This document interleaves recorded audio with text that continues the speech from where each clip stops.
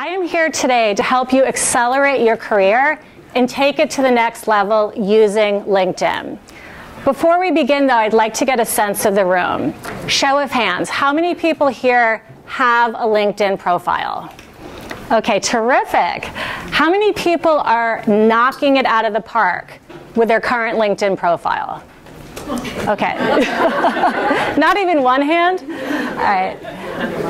Today, I'm going to show you how to quickly and easily create a powerful LinkedIn profile. And I'm going to share tips and strategies for using LinkedIn with confidence. Because when you do, it is a door opener. You can grow your professional network. You can learn how to deepen your network right here at Bethpage. You can get smarter about the industry you work in. You can acquire new skills and learn to do a better job with the one you already have. LinkedIn can be a career game changer. You're curious about LinkedIn. You probably know it's the largest professional network in the world. 40% of the US population is on it. This demographic is college educated, graduate degrees, high income earners. It's where the nation's professionals are congregating. And they are active. There is an astounding 1 billion interactions on LinkedIn each and every day. I have people say to me all the time, you know, LinkedIn, isn't it just for job hunting? If I'm not looking for a job, do I need to be on it? And my answer is job hunting is just one reason people use LinkedIn. They use it to grow their professional network. People are using LinkedIn to remain current on what's going on in their industry. You can keep current on innovation. You can see what the competition is doing. LinkedIn is also a very powerful publishing platform. Fortune 500 companies, Bethpage, nonprofits, government organizations, they're all sharing content each and every day on LinkedIn. They're sharing press releases about new hires. They're sharing product launches. They're sharing corporate information. Individuals are also increasingly using LinkedIn to publish. I like to follow Sallie Krawcheck. Some of you may know her name. She's a finance whiz. She ran 2 large investment banks. She shares content each week on women and investing. Jeffrey Immelt of GE publishes all the time. Richard Branson of Virgin is constantly sharing content. The #1 post of all of last year on LinkedIn was actually written by the actress Gwyneth Paltrow. She wrote about her transition from acting to being a business owner. So LinkedIn is increasingly a discovery platform. So I want to start by answering the #1 question I get from clients. And this is, do I need a professional headshot? And the answer is yes. We've all gone to LinkedIn and typed somebody's name in and seen this. Okay, you don't want this to be you. When you have a professional picture, you are more likely to be interacted with. You are more likely to receive messages. You're more likely to be discovered and able to grow your network. Next, I want to talk about the LinkedIn headline. And this is my favorite part of a LinkedIn profile. The LinkedIn headline are the words that appear directly underneath your name. Many people put their job title into the headline. While this is not wrong, it's not enough. I want you to think of the headline as an introduction. It's that 30 seconds you have to connect with somebody and communicate about your work and your value. Effective LinkedIn headlines should do 2 things. It should communicate your expertise, and it should share your value. And I want to take a minute to look at an example that illustrates this point. Okay, I worked with a client whose name was Samantha Mars. And her LinkedIn headline was her job title, President Mars Advisory. Who here can tell me what Samantha does? right? It's impossible to know from this headline. So we went to work. We turned it into President Mars Advisory, a digital marketing consultancy. This is better. We now know what Samantha does. But so what? Right? Why do I care? Why do I want to interact with Samantha? So we took her headline a step further, and it became President Mars Advisory, a digital marketing consultancy growing arts, music, and entertainment brands. Now we're talking. Samantha has shared her value. We know what she does. She runs a digital marketing firm, and we understand her value. She can help us grow if we're one of these types of brands. This is a powerful headline that communicates expertise and shares value. This is another client I worked with, Jessica. And I want to share her headline because she worked at a credit union, much like Bethpage. Jessica makes terrific use of keywords: process improvement pro, project management, operations, MBA, Six Sigma. We understand Jessica's core areas of expertise. She communicates her value well. Does anybody have any guesses about what she doesn't do in her headline? A trick question. What she doesn't do is she doesn't tell you where she works. Jessica works at MasterCard. As I said earlier, LinkedIn's a template and they put it together for you. Your current job is always going to come up directly underneath your headline. So if you're working at MasterCard, it's going to appear there. Everyone in this room works at Bethpage Federal Credit Union, a terrific company with a very long name. If you put Bethpage into your headline, you're going to have less space to share your expertise and value. Know that Bethpage Federal Credit Union is always going to appear directly underneath your headline because it's your place of current employment. LinkedIn will automatically populate the place of your current work underneath your headline. So I recommend reserving the valuable real estate of your headline for keywords that communicate value. We're going to move on to the LinkedIn summary section. The LinkedIn summary is the secret sauce of LinkedIn. The LinkedIn summary is what sets LinkedIn apart from a traditional paper resume.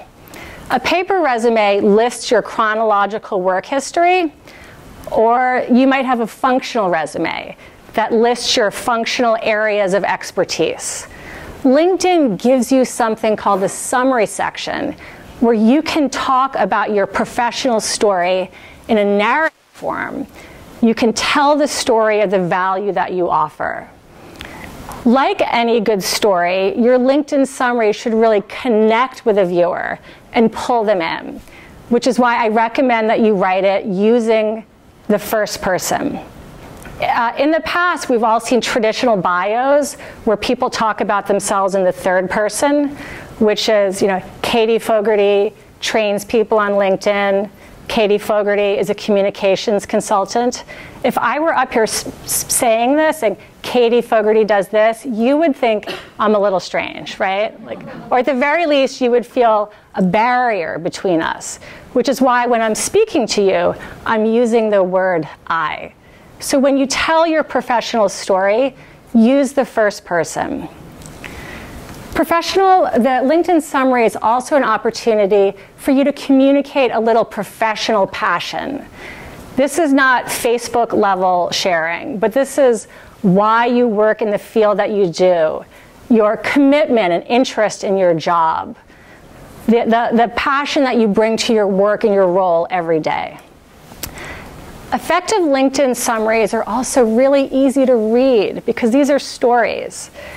We look at LinkedIn on our laptop, right? Perhaps on our mobile phone. And just like when you open up an email and you see long, dense blocks of text and think, I don't want to read that. I don't have time for that. You want your LinkedIn summary to be really readable and easily digestible and quickly scannable. So use white space. Use bullets. It doesn't all need to be in complete sentences. fragments of thought work as well. Sometimes it's difficult to wrap your arms around your professional story and share it quickly and concisely. When I work with clients, I often recommend they start by using 3 different openers to help communicate quickly and crisply. One opener can be my career snapshot. So here at Bethpage, you might say, my career snapshot, 10 plus years of retail banking experience with a focus on wealth management.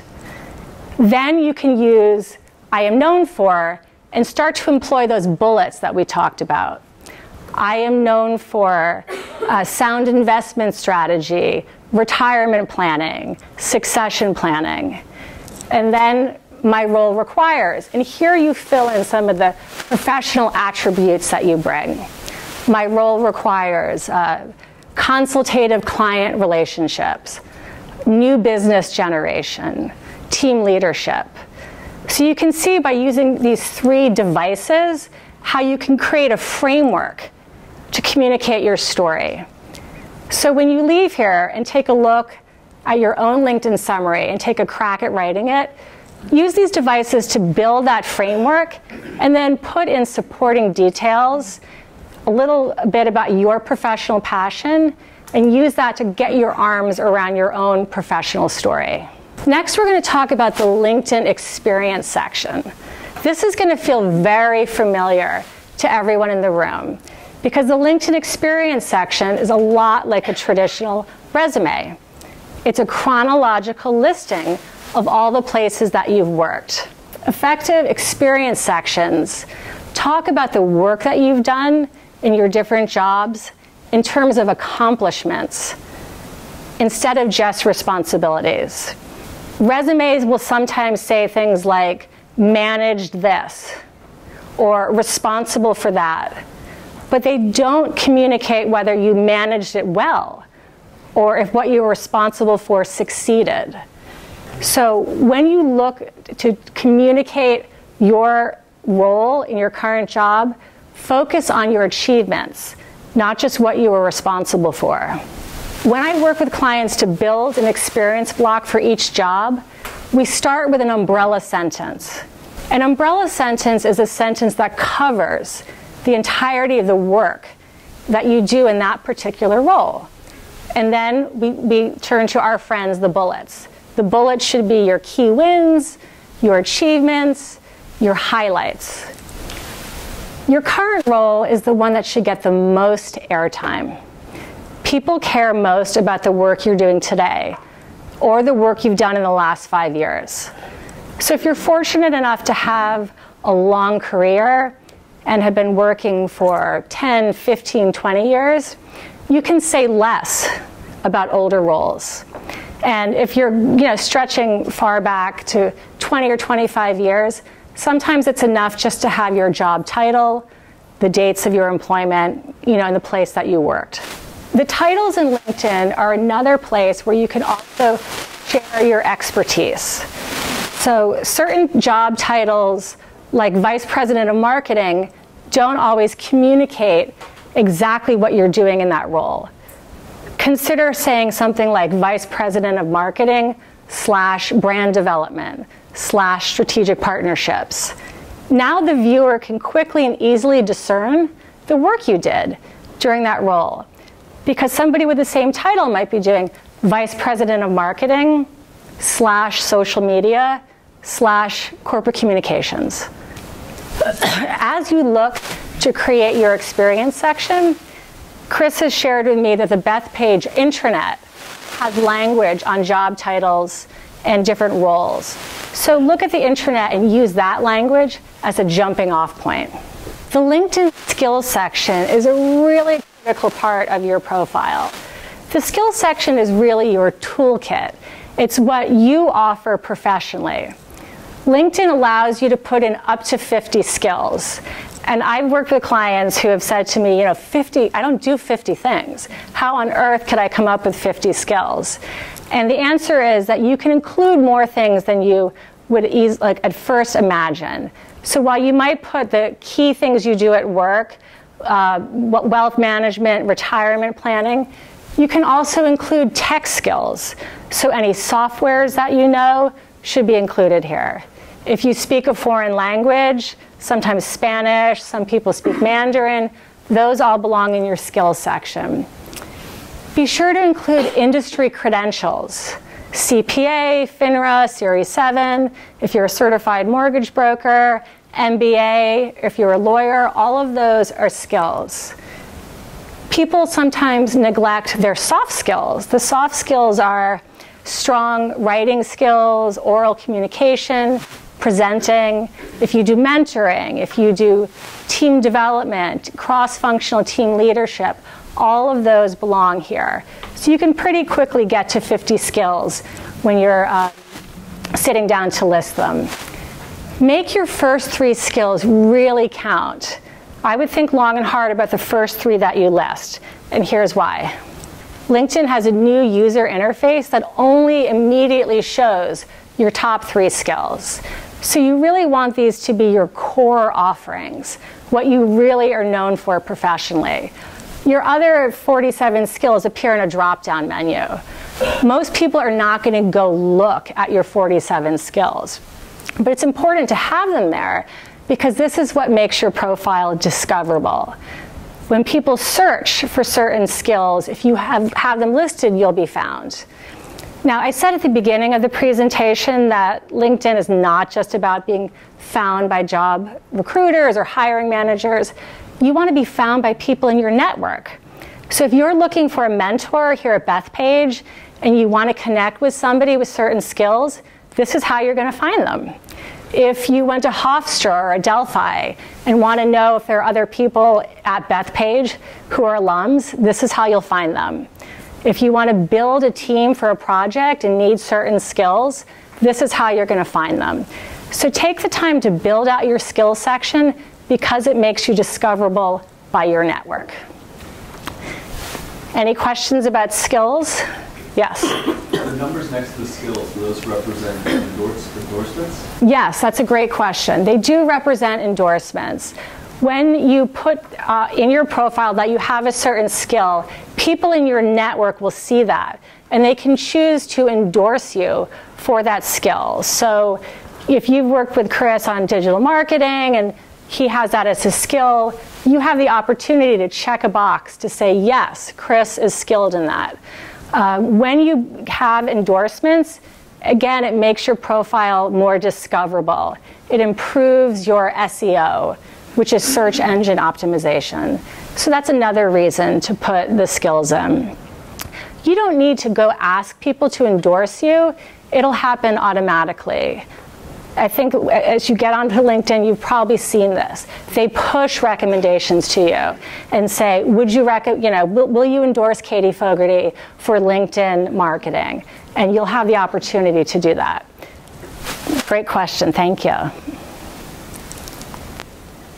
Okay, the next section I want to focus on is one that a lot of people neglect. It's LinkedIn recommendations.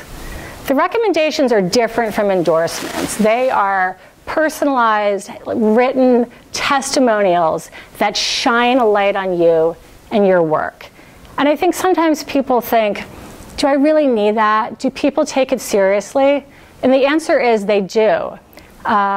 Recommendations are a form of social proof. People can look and see that somebody has agreed with you. Yes, Chris is awesome at digital marketing, or this is a mortgage broker with a great depth of knowledge. So to see those testimonials offers a certain kind of social proof. But the other reason to make sure you have recommendations is that LinkedIn requires it. They want you to have at least 3 recommendations for your profile to be considered complete. So why is this important? What's a complete profile? When profiles are complete, they're always going to rise higher in search rankings than incomplete profiles. So if you have the same set of skills as somebody with a complete profile and yours is incomplete, you're going to have a difference in search. So take the time to complete your profile and get these recommendations. As you look for recommendations, be strategic. You should be getting a mix of people saying a mix of different things about you. You don't want everyone saying he's great at team leadership and not talking about your digital marketing chops. So make sure you ask people to recommend you for your different sort of core competencies and get a mix of people. It doesn't all need to be a boss. Sometimes a direct report can write a recommendation for you about your leadership. Maybe you can have a satisfied customer, a client, an outside vendor. They can all help provide like a 360 perspective of what it is like to interact with you as a professional. What a lot of people don't know is that you can actually also hide recommendations. So while you need at least 3 to be complete, sometimes there's too much of a good thing. I worked with a client once who had 15 recommendations, and I had to say to her, like, no one is reading 15 recommendations but like your mother. It's time to trim some of these, okay? Because you don't want the golden recommendation to be number 14 and somebody stopped reading at 7 because their eyes are glazing over. We want 4 or 5 really killer recommendations. If you're lucky enough to have more than that, you can choose which ones are visible. The other ones can be hidden. They're still associated with your profile, but they're not immediately seen. If for any reason you need to unhide them down the road, that option is available to you. Okay, we've touched on some of the key parts of a profile already. The headline, the summary, where you're telling your professional story, your experience, which is your resume, the skills, which make you discoverable and SEO friendly. We talked about recommendations and why they're important. I do want to touch on a few other profile blocks that I think are worth talking about. Education clearly belongs in your LinkedIn profile, but it doesn't need to stop with college or graduate work.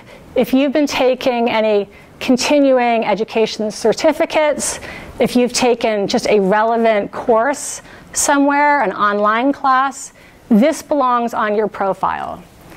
Volunteer work. LinkedIn's done a lot of research into what people want to see on profiles.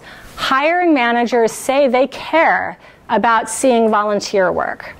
So if you are involved with the VITA program here at Bethpage, that belongs on your LinkedIn because it shows that you're a committed citizen, but it also helps reinforce perhaps that you're a tax expert. If you can sync your volunteer work with your profession, all the better. I volunteer every Wednesday in the city as a career coach for disadvantaged women looking to return to work. That's on my LinkedIn because it shows that I care about that, which I do, but it also helps reinforce my positioning as a career expert.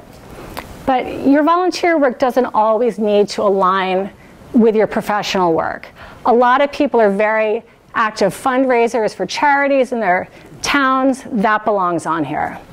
If you're involved with your kids' PTA and you help run the fall fair or the annual fundraiser, that belongs on here as well. Finally, I want to look at LinkedIn groups. Is anyone here active in a LinkedIn group or even a member? Our cameraman, terrific. LinkedIn groups are a terrific resource. There are LinkedIn groups for every topic under the sun. They have them for mortgage brokers, professional writers, career consultants, you name it. Whatever your interest is, you can find a LinkedIn group. So why join them? 2 reasons. 1, they help your SEO. The more groups you're in, the more discoverable your profile is. It helps you kind of rise up in those search rankings. LinkedIn groups are also a fantastic way to grow your network. These are people who have self-selected that they're interested in the field that you work in. Join that club. And there's also a fantastic research tool. There are a lot of interesting conversations happening there. You can keep current on what's going on in your sector. So I would encourage you to check the groups out. It's a great way of growing your network and getting smarter. Next, I want to talk about best practices. And best practices is really just the information you need to feel that you're using LinkedIn appropriately and using it with confidence. We'll talk about privacy. We're going to talk about the language that you use on LinkedIn and some basic etiquette. I said earlier the #1 question I get is headshots. The #2, privacy. People want to feel confident that they're not oversharing on the network. People want to think they can interact and that there's a level of privacy. LinkedIn offers several different layers of privacy. I want to focus on one today. In my mind, it's the most important, and that is editing in private mode. So as you look to edit your profile, when you leave here and you rewrite your headline and you add those 50 skills, you don't want your network receiving 50 notifications for each skill you add. You will have a very small network by the time it's all over, right? Let's not spam everybody. At the top, you'll see the toolbar. There's the picture of me. When you click the drop-down menu, settings and privacy come up. When you click that, you see the different layers of privacy that I talked about. I would encourage you to read each one of these and choose for yourself. Do I need this? Do I not need this? It's very self-explanatory. But we're focusing right now on sharing profile edits. As you tinker under the hood on your profile, you are going to want to be doing this in private mode. No, I do not want my network seeing my updates. Once your profile is retooled and you're confident that it's ready to go, you can change this. Yes, I now want my network to see my updates. So when you get that promotion or when you add that new skill and you add it, you do want that one alert going off. And so that way your network will know that this awesome new thing has happened for you. Once you've tinkered under the hood, you've changed your language, your summary, improved your headline, and you think your profile looks amazing and you want to share it, put, yes, I want my network to now see updates, and then change your profile picture. You will have 500 people going to check you out because everyone is like, whoa, she looks great. You know, what's she up to? And then they will come check you out. So that's a good way of directing people to your new profile. So. Language. I've been talking a lot about sharing your value and communicating with your network, and you may be wondering, you know, what do I actually say? How do I do that? And I have very good news. You should be saying it in simple English. Be very straightforward, very clear. There's been a growing trend to call people things like social media ninjas and marketing gurus and evangelists. And this is confusing. People don't know what a social media ninja is.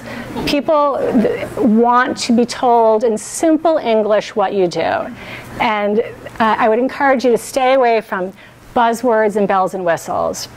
My rule of thumb, look at every piece of your LinkedIn profile and ask yourself, can a 13-year-old understand what I do for work?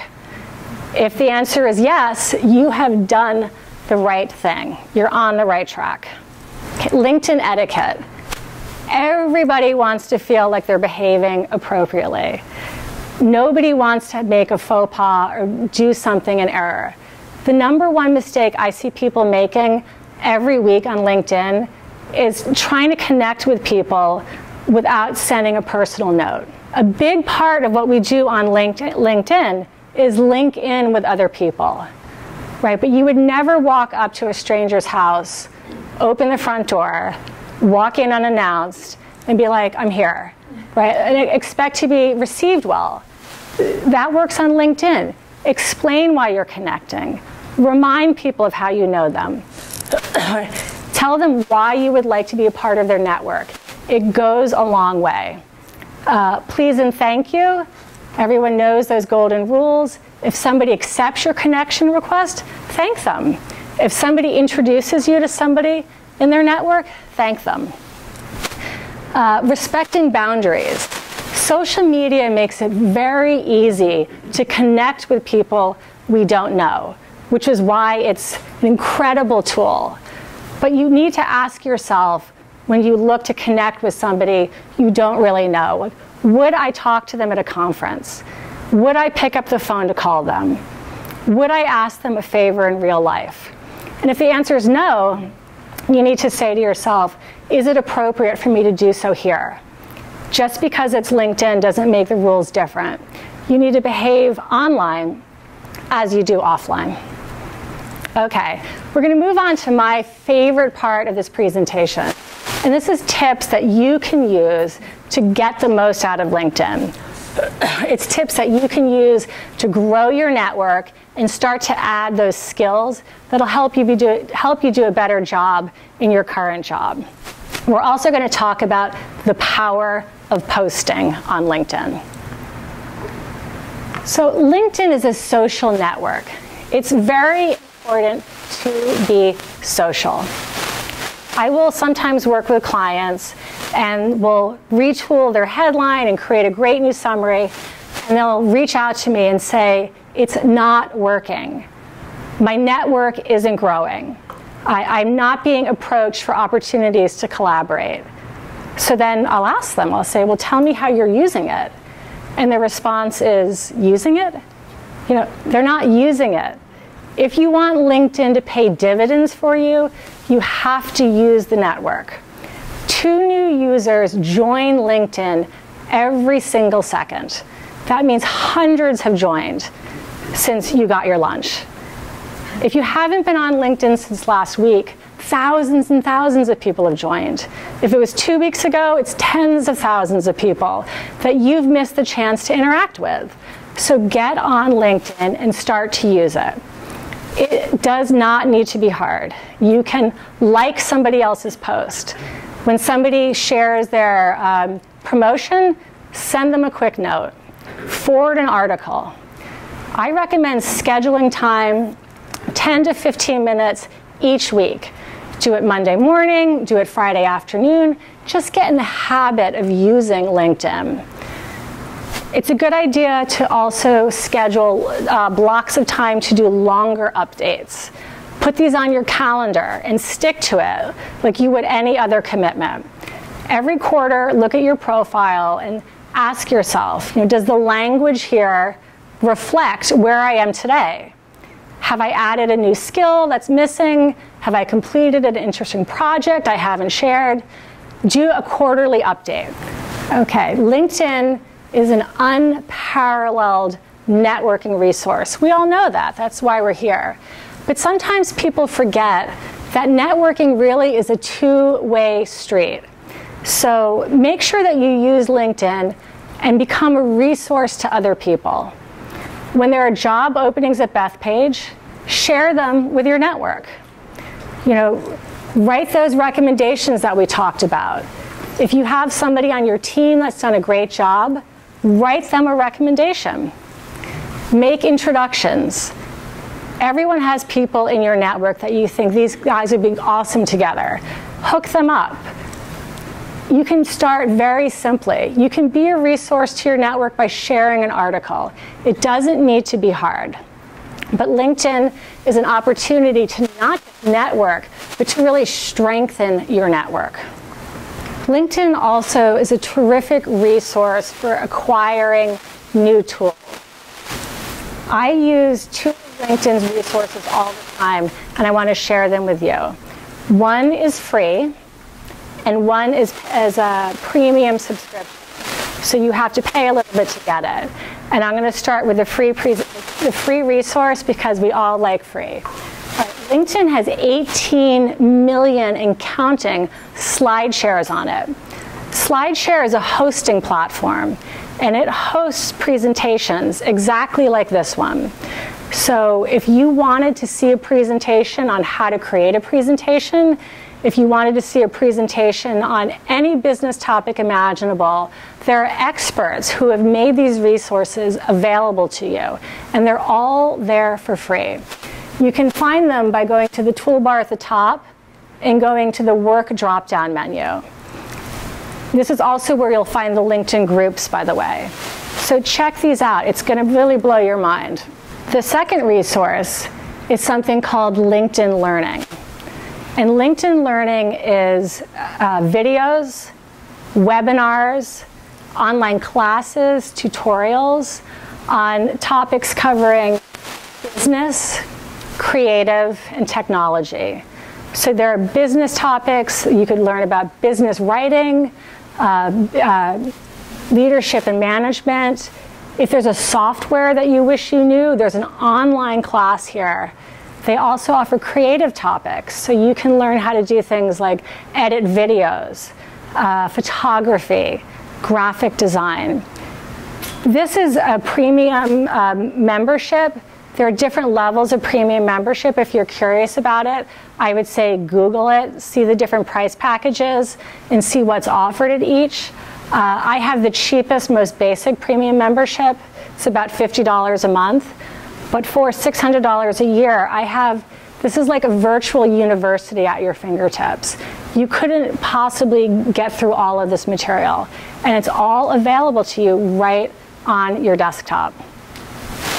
Finally, I want to talk a little bit about the power of posting on LinkedIn. And this is something I'm really excited about. LinkedIn is like a megaphone.